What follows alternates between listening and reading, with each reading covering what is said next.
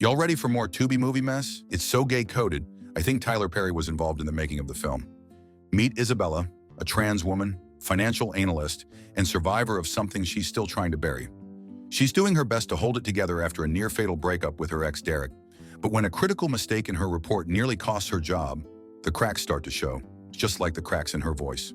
Not that I know of. Her boss, Maggie, urges her to take time off and let Derek go. But Isabella don't listen. When she gets home from work, she calls Derek. He answers but seems cold. He says he can't see her again because of how their relationship ended, and Isabella's left in pieces. This acting is giving 2010 YouTube skits. However, things only get worse. The next day, after working overtime for Maggie, she's ambushed in the parking lot by who she assumes to be Derek's sister, who brutally warns her to stay the F away from Derek. Isabella survives, bruised and confused, and yet she refuses to press charges. She gets a call from her college friend Michelle, who says that their friend Whitney is dead. Turns out Whitney was murdered last week, and the police know nothing about her shooter. Isabella attends the funeral, and y'all, the tombstone says Curtis and not Whitney. Tubi also didn't have the budget to hire extras for the funeral because Michelle and Whitney, the only ones. She pays her respects and decides to leave, but Michelle wants her to stay. They've not had the best relationship in years, and it shows as Michelle calls her Jason. She apologizes for it and begs Isabella to hear her out. Isabella agrees and they talk at a restaurant. Michelle claims she's changed since college. Back then, she was jealous of Isabella and thought she would take her boyfriend. But now she apologizes for how she treated her and claims she's matured. Isabella accepts her apology and even agrees to stay in town for a few days before leaving for the city. The next day, Romeo, a Foyne street thug, wakes up after having a nightmare where he is shot. He gets on a call with Shelley, wondering why she left his crib so early. It's really not this pussy. My pussy was wet. Your dick wasn't hard. You must. The sound quality of this phone call makes it sound like an emergency 911 phone call recording. Shelley complains about his bedroom performance and even calls him gay for hitting her so weak because his D was limp. It annoys him, but she hangs up after cursing him out. Later, he meets with a friend, Sean, and brags about getting rid of Shelley. The conversation jogs his memory. He recalls Cyrus still owes him money, so he decides to pay Big Back Cyrus a visit. When asked about the debt, Cyrus fumbles through a list of excuses. Pissed, Romeo takes his watch as part payment and cuts off one of his fingers as a warning. They done used ketchup for blood. That evening, Michelle finds Isabella in a bad mood because of Derek. Isabella admits she misses his 9-incher. When Michelle gently asks why they broke up, the tea is spilled. Derek was ashamed of their relationship and couldn't handle being with a trans woman. And when Isabella pushed him too far, things turned violent. Still, some part of her clings to the past, convinced she doesn't deserve better. The following day, Romeo and Sean meet Marco, a dirty cop, to buy guns. They couldn't hire someone else who actually looks like a cop? Marco strikes a nerve when he calls Romeo a puppet in the drug business. Sean, pissed, draws his weapon on Marco, but Romeo steps in and orders him to stand down. Later on, they are robbed by 2 rival gang members, resulting in the loss of their weapons and product. Sean is furious because it's a significant setback, but Romeo is confident he can recover their losses. That evening, Isabella joins Michelle return home intoxicated. Their night takes an interesting turn as they become intimate and play the scissoring game. Elsewhere, Sean and Romeo locate the thugs who robbed them. Their leader, Nova, is on the phone. Romeo declares war on him and orders Sean to take out both thugs to show how serious they are. The next morning, Michelle and Isabella wake up to an awkward silence. Last night's exercise left a weird tension hanging between them, and it ain't anyone's balls because they don't have any. Neither seems eager to address what happened. Outside, the rain starts to pour, slowing business for Romeo and Sean. Sean brings up a plan to take out Nova and claim his turf, but Romeo insists they wait. He's playing the long game. Before the conversation can go anywhere, Sean gets a call from his girl and ducks into a side street for what's clearly an early morning booty call. At Michelle's place, she meets Isabella in a sour mood after calling Derek again. Michelle, ever the fixer, decides a night out is exactly what Isabella needs and suggests they hit the club. Elsewhere, Romeo randomly asks Sean if it's hard for him to get hard.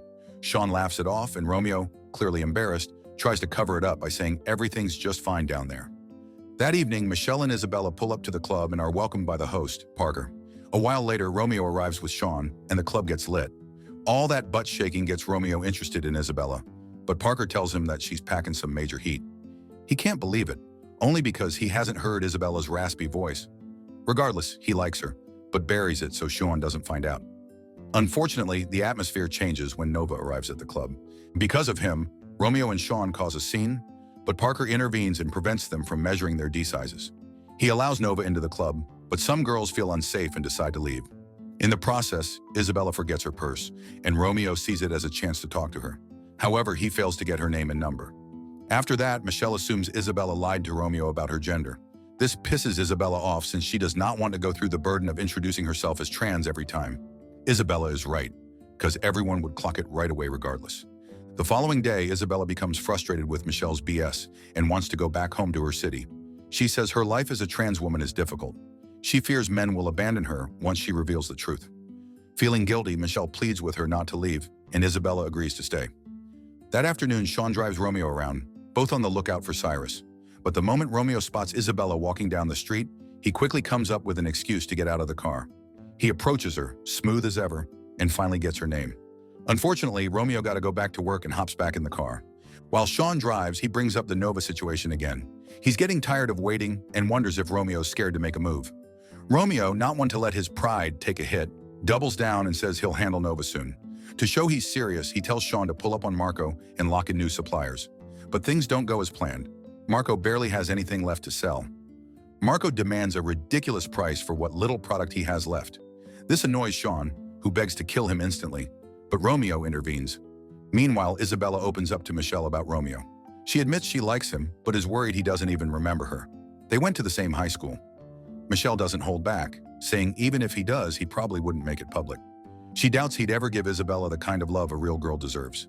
Annoyed, Isabella walks off, done with her so-called friend. Later, Romeo pockets some cash after moving product and tells Sean it's finally time.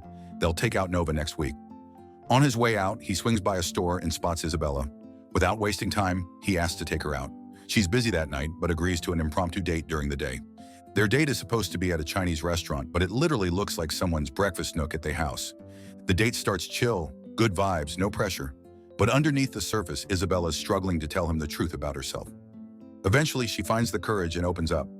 At first, Romeo seems cool, but things shift when she pulls out her phone and starts recording a video of them together. His whole vibe changes. He says he needs to leave, and he drives off to Michelle's house. In the car, Isabella apologizes for the video, and Romeo is cool. He says he likes her and then goes for the kiss. But as it progresses, he snaps out of it and forcefully sends Isabella out of his car. After sending her off, Romeo feels bad about everything and remains in his car. Eventually, he builds up the courage to knock on her door. Isabella answers, and before she can say much, he dives straight into an apology, kisses her, and begs for forgiveness. The tension melts, and things heat up fast, real fast. For some reason, Romeo uses his gun to caress her, and Isabella doesn't mind. It's giving thug love. Romeo puts in work like never before, and somewhere in between the sheets, he confesses that he used to pop pills just to keep up with hot chicks. But with Isabella, he doesn't need it. She's different. He admits he's always been into trans women, but knows the streets won't ever accept it. The next morning takes a sharp turn as Nova slides into the passenger seat of Marco's car. No greetings, just business. Marco hands over stacks of cash, everything he's been quietly skimming off Romeo. He's done playing double agent and begs Nova to let him walk. That's when the truth drops. Marco's not just a dealer, he's a fake cop tied to Nova through a nasty old debt. Marco begs to be spared, but Nova threatens his life. He then says it's time to set Romeo up. That afternoon, Isabella heads to the kitchen to prepare a meal for Romeo.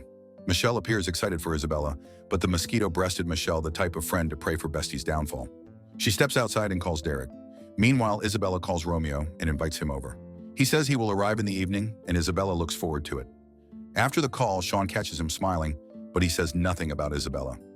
Just then, a guy shoots at them, and they fire back. This angers Sean, who tells Romeo to retaliate against Nova as soon as possible. Romeo hesitates due to his date with Isabella, but Sean calls him weak and runs off in search of the shooter. Hurt in his pride, Romeo follows him. That evening, Isabella hears a knock on the door and is happy to answer it, but her mood changes when she sees Derek. Derek is quite gay acting, so I don't know why he afraid people would diss him for dating a trans woman. He enters uninvited, insisting on making amends with Isabella. Isabella wants him gone, but he insists on staying. Meanwhile, Sean leads Romeo to a house and shoots at the thug who attacked earlier. The guy survives and tries shooting at Romeo, forcing him to shoot back. It's his first kill, and it traumatizes him, so he runs off. Meanwhile, Derek makes himself comfortable and eats Isabella's food. He tries to get all touchy with her, but Romeo arrives and tells him to leave. Derek asks Romeo how his D tastes on Isabella, so Romeo pushes his femme ass to the floor. After that, Michelle arrives acting all demure and innocent. She knew Romeo was coming over, yet claims she invited Derek because Isabella missed him. This time, Isabella is done with Michelle's fake ass. Outside, Romeo makes a suspicious call with someone and drives off to see the person. When Romeo steps out with Isabella, he reveals his feelings and says he is scared to be in love with her. He feels she'll become a target, but Isabella's lashes prevent her from seeing the red flags. She wants to be with him, so she accepts. Later, Romeo stops by to check on Sean, only to walk in on him cleaning Nova's pipe. Just like that, the truth is obvious. Sean's been playing him, feeding info to the enemy. Romeo freezes. The betrayal cuts deep, but his finger won't pull the trigger, not yet. Then out of nowhere, Isabella steps in. Calm, she catches it all on camera. With that footage, Romeo has leverage, and if they try anything funny, they're done. About 2 years later, Romeo robs someone, and Isabella joins in. But just when they thought they escaped, the guy shoots Romeo in the back, just like in his dream. Seeing his body on the floor saddens Isabella, and she picks up her gun. The guy tells her to come with him so he can come into her. However, Isabella is about to shoot, but is killed instead. And that's the end of this hilarious movie. Should have kept it as a YouTube production. What did you guys think of this one? Subscribe to watch more videos like this. Turn on notifications. And leave a like, it really helps the channel out. Thank you for watching.